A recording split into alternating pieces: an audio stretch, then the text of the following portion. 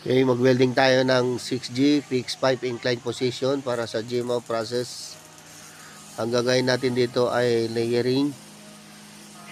Mag-start tayo sa 6 o'clock. Yan, habang nag-weld tayo ay titignan natin ating molten paddle kung ito ba ay consistent.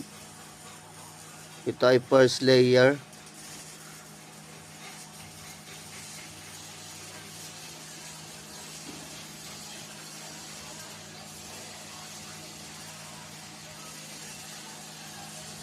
Yan.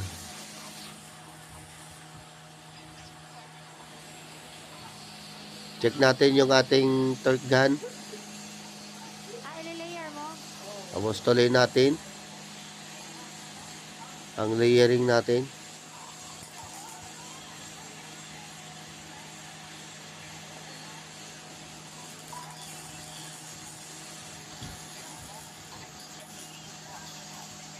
Pag nagle-layering tayo, yung ating manipulation of electrode para siyang sinusundan niya yung pinaka elevation ng tubig kahit ito ay naka-incline. Okay, thank you very much sa panonood.